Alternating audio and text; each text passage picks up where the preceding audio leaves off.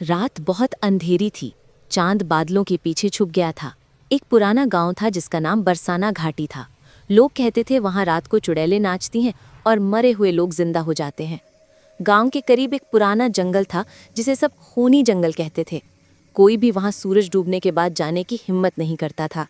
4 दोस्त रीना, समीर, आदित्य और पूजा शहर से वहां आए। वो सोचते थे कि ये सब झूठी कहानियां हैं। उन्होंने अपने कैमरे लगाए और रात को टॉर्च लिए जंगल के अंदर चले गए। दरख्तों से लाल सा धुआं उठ रहा था, जमीन पर खून के निशान थे। पूजा ने अचानक देखा कि एक औरत सफेद कपड़ों में उल्टी लटकी हुई है। उसके बाल जमीन को छू रहे थे और आंखें चमक रही थीं। सबके दिल कांप गए।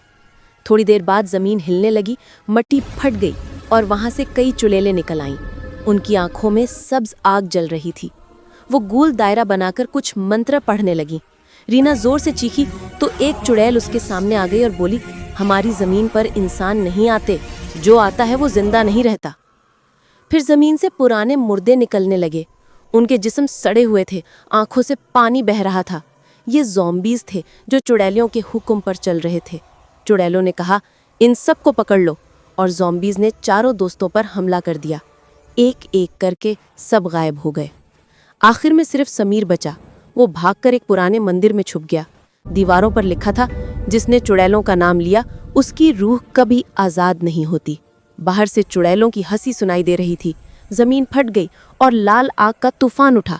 समीर जोर से चीखा और फिर सब कुछ खामोश हो गया। आज भी लोग कहते हैं कि रात के 3 बजे खूनी जंगल से औरतों के हंसने की आवाज़ें आती हैं। कभी कभी किसी के कैमरे में एक साया भी नजर आता है। वही चुड़ैलें, वही ज़ॉम्बीज़ अब भी अपने अगले शिकार की तलाश में हैं।